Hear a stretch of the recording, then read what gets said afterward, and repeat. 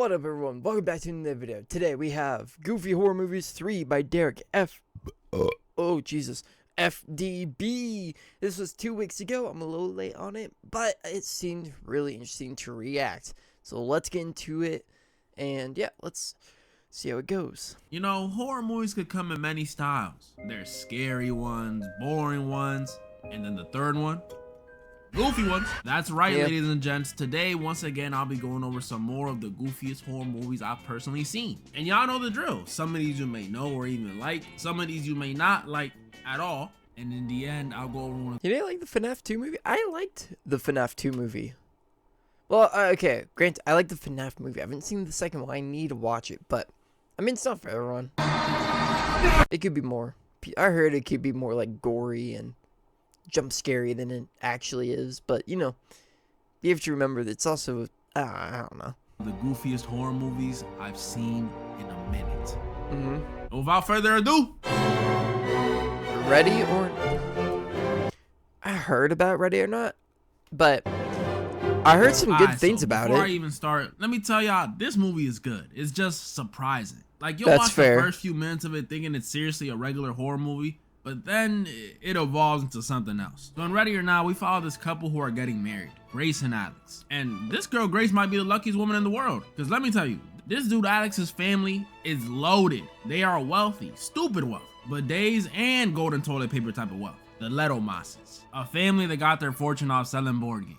And even though watching this, it may seem like the come up of a lifetime for Grace. Like, you telling me all I gotta do is get married to you when I'm rich? Where do I sign? Always read the fine print, cause there seems to be a bit more going on with this family. Something weird. And Alex knows it. He calls his family horrible people. Which, I mean, they're billionaires. Grass is green type take. But still, for him to say it, whatever's going on gotta be bad. So bad. Can't be a billionaire without being a villain. Come on now. He even tries convincing Grace to call off their wedding and run away together. And see, if it was me, I would have told him, you must be out of your mind if you think I'm gonna give up this bag because you might have some weird family lore. Your parents are actually cousins, boo-hoo. GG, go next. And Grace was on the same wavelength as me because she tells Alex they're still getting married. And so they do. And although a very sweet one, you know, doing it for the sake of love. Stick it to the man. So what if the family doesn't like y'all together? This was not the right decision. Alex might have been right about his family, because after their beautiful wedding, Grace and Alex head back to the room to, you know, celebrate. Not the his family, because after their not the grandma judging. Not the granny judging, bruh. Beautiful wedding, Grace and Alex head back to the room to, you know, celebrate. But before they can even get comfortable, Alex's aunt comes in, telling them everyone's waiting for them. For what? Side note, yo, I don't know who this lady is, but she did a great job at looking like a miserable rich person. Like a great job. I can't explain it. She just looked like she would say a slur, you know what I mean? But like I said, waiting for them. For what? Well, Alex explains to Grace that his family has this tradition. Whenever there's a wedding and a new person is let into the family, they do a game night, picked by the newest member of the family. Since, you know, they got their fortune off games, they all play a game for some sort of initiation type of thing, you know? At least, that's what he told her. I'm not gonna say he was lying, because he wasn't. What he told her was true, but he definitely did leave some stuff out. Because when they get to the room where they decide the game, everyone is tense for some reason. What's going on, y'all? Did Auntie actually say a slur? What's up? And when they sit down and give Grace this box to decide the game, they get even more tense. Especially Alex and his brother. Look at their faces. But this tension reaches an all-time high when the game Grace gets is revealed to be hide and seek. And watching this, I thought they was just upset because they ain't get Monopoly or something. But no. Well, yes. But no. It's much darker than that. Because after Alex's dad tells Grace that she'll be the hider and the rest of the family will be the seekers and escorts her out the room, we find out that this hide and seek they play ain't about hiding under the bed or behind some curtains. Nah, this hide and seek is really a hunting game. A manhunt, with the prey being Grace. Yup, it all has to do with a deal the family made ages ago, a deal with the devil for their fortune. Only catch was in exchange for their fortune, when someone gets married into the family, they have to play a game the night of the marriage. Could be any game though. Could be chess, Jenga, Hungry Hippos, whatever. All of those games are safe, with the exception of one, hide and seek. A game where the family, instead of finding the newest member, they have to kill them. Which, I can't even begin to explain how messed up that is. Like, come on, man. Hide and seek? That's one of the best ones. Why couldn't it be a boring one like Chutes and Ladders? Nobody plays that no more. And if the family fails to win the game, they believe by sunrise, they'll all die.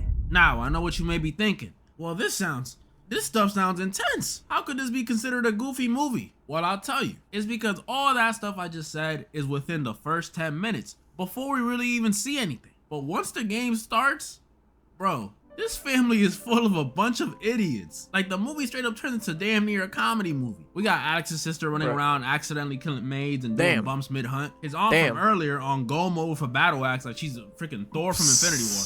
And we even got some dude watching YouTube tutorials on how to use a crossbow mid-hunt. Which honestly, super real, but this junk is ridiculous. That was only the start of it too. At some point we see Grace go at it with the family butler, who's just a character of his own. I mean, he's British. And the fight ends with her smashing a teapot on his face. Then you got another scene where Grace is looking to get help from the remaining maid. And she's like, oh, thank goodness. Could you please? She's over here. And then my favorite one, after the girl accidentally dies and Grace leaves, we see her end up outside of the family's property, where again, she's looking for help. And at the perfect time, a car rolls up on her. And again, she's like, oh, thank goodness. Could you please? Has to be my favorite scene in the movie. Has to. Either that or the ending, because it was too crazy for me not to like it. So in the end, after Alex turns on Grace, yeah, he turns on her. Hell man. The family finally gets a hold of her. But when they're rushing to do their sacrificial ritual, Grace breaks out and then... oh no. It's too late. The sun is up. But guess what? Nothing happens. So you mean to tell me they don't die? You mean to tell me all this blood was shed for no reason? Man, that's a load of bull. Oh. Holy shit. The Leto monsters just started exploding. Straight up, all of them, one by one, even the kids. Looks like that curse was real. Well, all of them except one, Alex.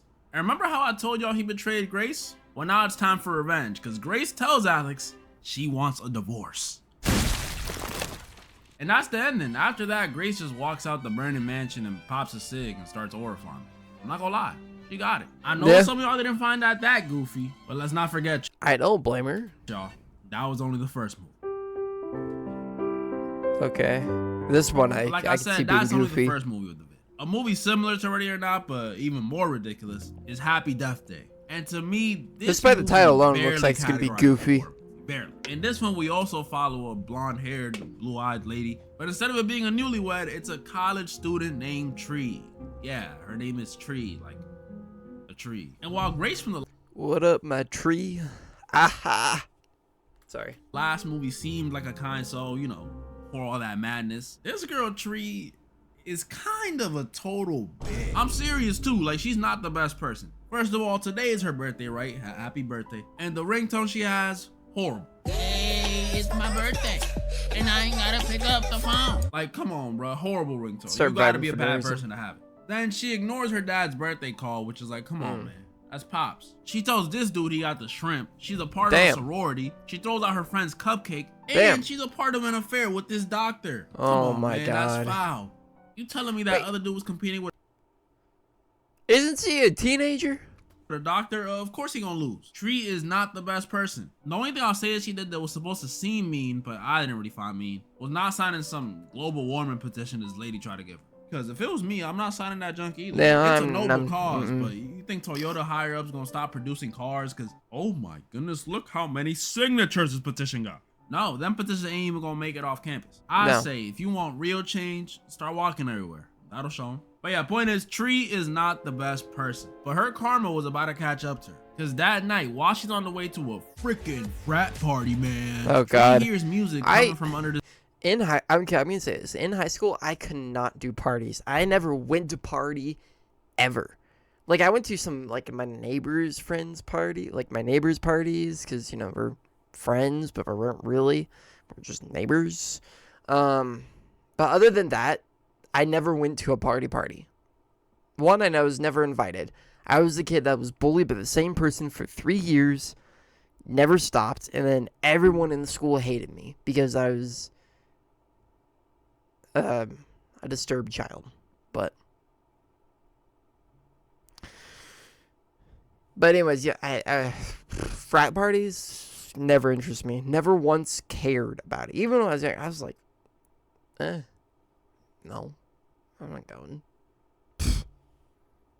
I didn't want to. Even as a kid, I didn't want to drink. No.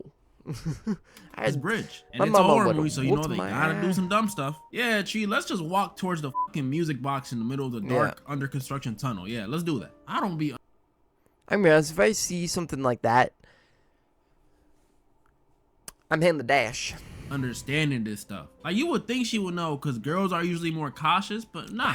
White people, I'm telling you. I walk alone at night, I don't go and just start investigating stuff that just seems out of place. It's white people activities. Like Dora. If something looks even a bit out of the ordinary, I'm out. I'm serious, man. I remember one night I was also home from running a friend's house, and in my usual path, I seen a carton of broken eggs just lying out on the floor.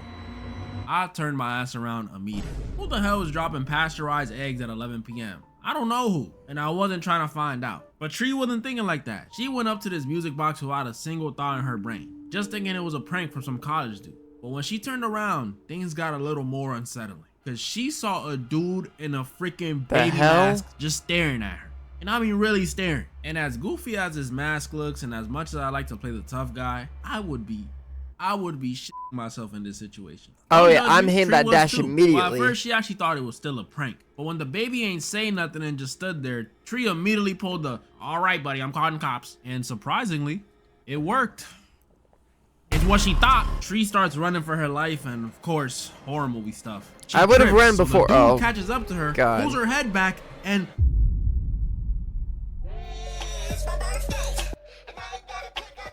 wait, huh?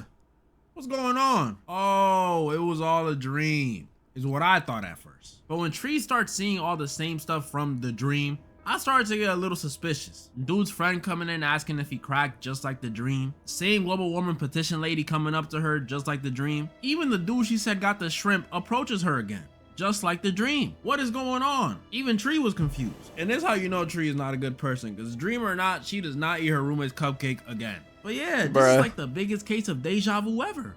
What's going on? Well, after stumbling upon that same tunnel from the dream, and I bet you, every time she dies, she relives that day. This time going the opposite way. Oh my goodness, yes, I was so happy to see this. Like, yes, Oak Tree, learn, use your brain. She arrived at the house she was supposed to head to the first time, and sees the baby from the dream. But don't worry, it was just a regular dude in a mask, because this is a surprise party for her. So everyone starts partying, and you know that look guys and girls give each other when something is about to go down. Something about him makes me think he's the one that did it. I don't know. No, I'm seriously asking. Do y'all know the look? Cause I don't. Well, it looks like that's what was happening between Tree and this dude, because they end up in his room. But while this dude is dancing, what the fuck? Seduce Tree gets a text and responds to it. And in the background, while she's responding, we see the killer from the dream come out the closet and kill this dude while he's dancing. Since the music was so loud, Tree didn't notice. So when she turns around, she thinks it's just this dude being weird wearing a baby mask again. That is, until she sees his body on the ground. Uh-oh. Tree tries running to the door, but the killer grabs her, then grabs a bong, and then Tree wakes up in the dorm again. And this is when we realize that first night wasn't a dream. Tree is trapped in a time loop. Yup, every time she dies, she'll wake up in the same room. Yeah, same ringtone, same outfit, same people interacting with her, same everything. And I'm not gonna lie to y'all, for a silly movie, this concept is terrifying. Especially the way I'm thinking about it. It scares me. It is true. Continuously dying over and over again is bad enough, but imagine you like me and you get comfortable with this whole loop thing.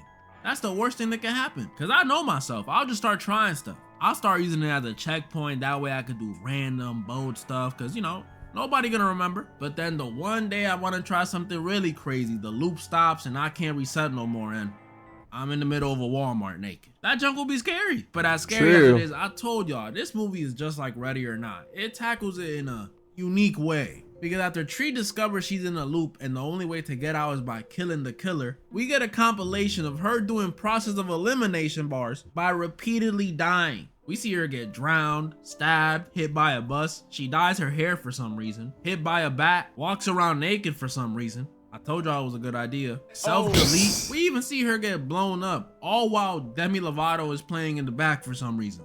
I don't know why. And after all this deducing, she does eventually figure out who the killer is. So she resets her day one more time and makes sure she does everything perfect. She fixes her relationship with her dad, tells this dude he don't got the shrimp. She even signs that global warming petition. She was ready to face the killer and kill him. And she does. She confronts him at the hospital. And it turned out to be a serial killer who was staying there, which to me and probably a lot of y'all was kind of lame. Yeah. You told me it was just some random chop dude who just likes killing women. That's lame. Isn't it supposed to be usually somebody you know? You can't be more chopped than me, bro. That's lame. But I assure you, it was not over. Because after that perfect execution and the cycle was seemingly over, Tree decides to end the day and celebrate her birthday by finally indulging in that cupcake her roommate made her. You know, might as well. We won, right? But then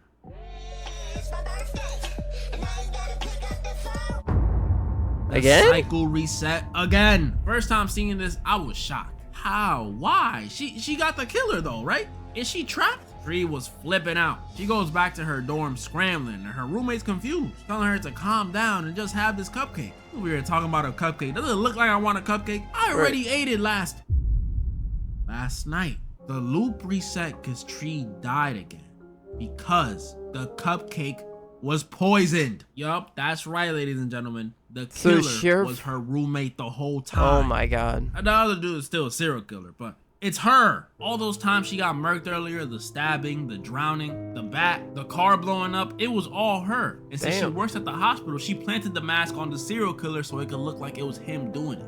I know, insane. If you're wondering why she did it, well, it turns out she was also having an affair with Dr.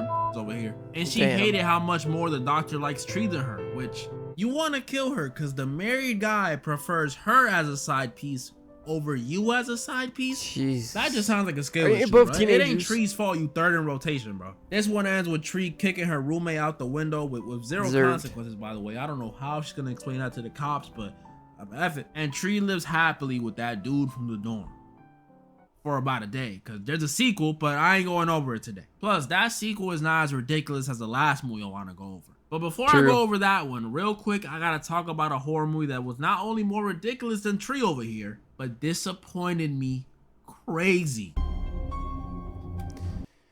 Oh, this is gonna be such big spoils for me. I still haven't seen the movie. I don't want to pay $40 to see the movie online. I'll probably buy it and watch it after this, gonna be honest. I want to see this movie so bad. I need to let y'all know, like I know a lot of people were disappointed by the ending I heard, but I want to see it so bad. Even if it disappoints me, I just want to watch it because I can enjoy movies even if they have bad endings. Why? Because I am there not to speculate every single decision the character makes. I am there to just watch and enjoy. That's it. Now, I'm not one of those over the FNAF franchise. Truly, I mean, people. I used to watch the creepypasta vids when FNAF 1 came out. I don't overanalyze songs in rotation. Like, oh, they did that wrong, did that. No, it's just like, y'all know I liked it. But I just did what most of the community does and just watched a 2-hour video on it. Point is, I'm a fan. But man, this last movie, I'm not gonna say it was bad, but definitely wasn't good. Definitely not better than the first one. Like, when I watched the first one, I was like, well, okay. To be fair, movies that get sequels will never be good as the original movie they came out in. The first movie will always be better than their spin-offs, unless you are the Transformer movies, which they're not. The rest of the movies that they make, because they're definitely going to make the third sister location, all that, hopefully, hope to God. It'll never be good as the first movie. However, I'm still going to watch it, and a lot of people enjoyed the movie. Even if you're disappointed with the ending, a lot of people liked the movie, and a lot of people still want to watch it. A lot of people liked the movie from what I hear. There's more positives than negatives. There's some speculations from what I'm hearing, but there's more positive stuff. And some stuff they wish they did more. But this again, is cool. Again, Scott never made movies. You know, he gave people, he's like, hey, this is what I want to do, this is what I want, right? So he never really, so they're still trying to improve. So hopefully the next one they can improve, but they're not going to be perfect. There's still going to be stuff that people are going to be disappointed about. That's the thing in movies. You can't expect perfection. But I mean, hey, never you got Springtrap, and at least it's a fun watch. The second one, though, it was not fun. I'm sick of this. It's for the fan stuff. I'm a fan, and I want a good movie. Just because I like the franchise doesn't mean you could just give me bare minimum and throw some fan service on there and expect me to be satisfied. That's not love. Like, could you imagine your mom only fed you and bathed you growing up? No hugs, no kisses, no handholds, nothing. Not even a side hug. That's what this movie feels like. Like, do you really love us, Scott? Do you love me? And the most ridiculous part about this movie to me, like, it's extremely ridiculous. I could not stop thinking about it the whole movie because it happened so early on. And y'all know I hate this, is that the characters are so stupid. Like, not even the main characters. That's not who I'm talking about. I mean civilians. Like at the very start of the film, which was really nice, by the way, but aside from what I'm about to say now, we get this scene where this little girl witnesses a kid getting kidnapped and she rushes to the adults in the area to help her. But for some reason, all of the adults in this movie just tell her to take a hop. Like, did you mishear me? I said a kid is getting kidnapped. What you? Okay, to be fair, to be fair, in the actual lore, the kid does see the kids getting dragged off. And in the actual lore, the parents are oblivious. There are some, like, okay, the lore is kind of iffy. There's technically no parents around in the lore. But in some lores, the parents are oblivious to what's going on. They don't see the kid being snatched. No one questions it, blah, blah, blah. And there's reports being made. One kid sees it. They don't specify. I don't think they specify it's a girl or boy. I don't remember. But one kid sees it. And the kid goes in to get to those kids, and then it dies. So yes, this is technically lore accurate. You say you're a fan, but you don't keep up with the lore. Bug off. And I understand it's important to the puppet's backstory because, you know, she died with rage and that's why she hates the parents in the movie or whatever. But bro, no grown adult is going to respond like this to a child begging for help. Oh, okay, maybe like one. But you telling me they all ignored her? Cap. And that's not even the only... Well, because in the lore, they ignored the kid too. In the lore, all the parents are oblivious as hell. So you are not kept up with your lore. Example, there's another scene where this girl Abby brings Chica to the science fair as her project, and Abby's teacher looks at this 7-foot, 400-pound robot and says, "Hey, that's just someone in a suit." Are we serious? I'm pretty sure the floor shakes when she... You can see the wires. I mean, okay, yeah, this scene would also piss me off. You see the wires, but again, they're not going to be perfect. Here's the whole thing. Movies, I'm only going to criticize you on this. Movies will never be perfect. People want perfection. People want, a 20 out of 10. People want everything down to the minute detail. In reality, that's just not going to happen. You cannot go into a movie and expect everything to be correct down to every single last minor detail. You just can't. That's why I think people that do cannot enjoy movies. Walks, bro. You think that's a person in a suit? I'm done. That's not even mentioning the ending. Last thing before I'm done with this. At the end of this one, right as the toy animatronics are about to kill the main cast members, like something out of WWE, the old animatronics from the first movie pull up and kill them. Bro, this joke is ridiculous. I'm not even joking. It felt like I was watching Spy Kids 3. Like, y'all remember when the whole Gonzalez... Okay, you cannot compare the FNAF 2 movies to Spy Kids. You cannot. To be fair, in the actual lore, yes, the original FNAF characters did not like the toy characters. In the actual lore, the original Bonnie did not like Toy Bonnie because it was his replacement. Yeah, they worked beside each other at night because they're all trying to get the night guard. But in the actual lore, they do not like each other. Do not, for the most part, like, especially Bonnie and Bonnie. They hate each other. You do not keep up with your lore. Family. And if you're all questioning me on this lore part, there are multiple videos about it. Just watch. Just literally look it up. There's like hundreds of stuff on it. I forgot their names. I'm not gonna lie. It's something Spanish. The Gonzalez family and the villains from the second one come together to beat the bad guy from the third one. That's literally what this was. But hey, at least we saw Baby. We got the 2 killers from Scream now. Abby, when she was possessed, was low-key creepy. And best part, they put the and now for the goofiest movie.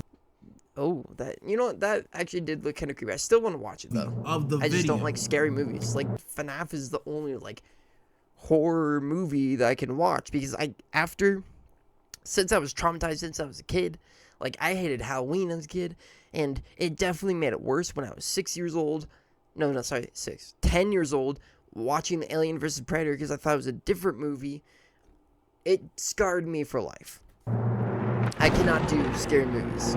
I can watch other people play scary games. This movie might seriously be the most ridiculous movie I've gone over on this channel. From the moment I saw this movie pop up on my Hulu feed, I was like, oh, they gonna love this. Talk about this the title's enough about it, so I'm gonna just get straight into it. In this movie, we follow another sorority girl named Emily. And while she's not as rude as Tree, now out here telling dudes they got the shrimpy, I actually think she's more obnoxious. Because Emily over here is what they like to call a clout chaser. All she wants is to be Instagram famous and the president of her sorority. And look, the second one I don't care about, but I will never understand some people's fixation on being famous. If you're doing it for the money that comes with fame, fine. I completely understand. That's true. Like, I only wish I was famous because I want the freedom of money. But then you think about it, and you're not actually free no matter what you do in this world. You are never free from reality. Because I'm like, oh, I can have all this money, then I'm free. Then something I realized, which is why I'm not as depressed anymore, is that if I was famous, like, I want to be famous. I want to be YouTube famous. Yes, I do. Because I want to be the guy that's like, hey, it's this guy. And I'll be like, hey, what's up? Let's take a picture, I want to be that guy. I want to be the cool guy. I want to be the guy that can make people laugh. Once my channel goes off, I want to do other stuff. I want to make a skit channel. I want to make a gaming channel when I move out and get my own internet. I want to do all this stuff. I'm scared about like doing taxes because no one taught me how to do that. But I can always pay, some other place to help me figure it out. I know the basics of stuff. But like, I have all these ideas for when my channel goes off because I know it probably might, but I just need to put the effort in, and I want to. It's just, I also don't want to be famous enough to the point of where people are going into your personal life. You're eating, and then they just go, hey, give me your autograph. Give me your autograph now. Give me. What's up? Blah, blah, blah. It's one thing to eat while somebody's eating and going, hey, I know, hey. And they're like, hey, because, they're famous. You expect people to go like, hey, and you're like, but to go up to people and like, hey, what are you doing while they're eating? Because yes, that happens to real celebrities, is insane. It's just an invasion of privacy. And that's why I don't want to be that famous. I want to be the person, I have 1 million subscribers. Like this guy, I have 1 million subscribers. Cool. Awesome. I got a community. I got a life. I got something I can be proud about because I cannot work regular jobs. I am stressing already working a regular job. I hate it so much. But yes, being famous is not all cracked up to be. Sure. Understand again, it. But if you're doing it just so you can have meaningless numbers go up and have people in your business, you gotta get your priorities straight. Yeah, if you're doing it for the numbers and people in your business, it's just not worth it. On that note, get my IG to 10K, we almost there. But yeah, she wants clout. And one day while she's walking through the mall, she gets her opportunity. When this guy, who she takes a selfie with for some reason, tells her, you know what would really get your numbers up? Owning a sloth. Bro, yup, I'm not even gonna hide it. Y'all saw the title. This movie's about a sloth that gets adopted into a sorority house and starts killing everyone. And it is hilarious. Usually with these last movies I go over, there's always something about them I don't like. But this movie is so ridiculous and over the top with the sloth stuff, I can't even take it that serious. And I didn't know it was gonna be this wacky. At first you just see it do regular, well not regular, but more believable stuff like kill a crocodile and the dude from the start. Maybe it's just a really strong sloth. But then we start seeing the sloth surf the web, slip pills in this one girl's drink, go on a murder spree in the house that no one notices for weeks, and most ridiculous of all, drive a Mustang. What? Yeah, this is what we got it. This one ends with the sloth killing even more people, and at the end running a gauntlet against Emily and her friends, where it survives literally almost everything. It gets tossed out a window, beat by a bat, stabbed by a katana, shot like 3 times, and stabbed in the head by a tiara before getting shot again, and that actually put it out. That's Michael Myers' durability on a sloth, by the way. And in the end, Emily learns to not care about external validation, and her friends become an animal poaching awareness group.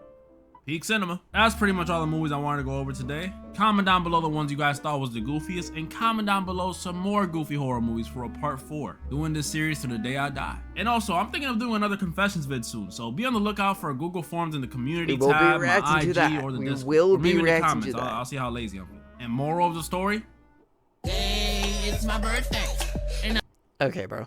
Anyways, yeah, these movies were ridiculous. I think the FNAF movie, you went a little too much analyzing. You cannot watch fun movies, my brother. You say you can, but you can't. I'm sorry to say. But hey, I won. Holler at your boy. Holler at your boy. I have questions about, like, questions. I have questions, but thank you guys so much for watching. Please subscribe. I really want this to work before I hit the age of 25. I'm 21, going to 22 in a few months. But yeah, subscribe, like, do everything.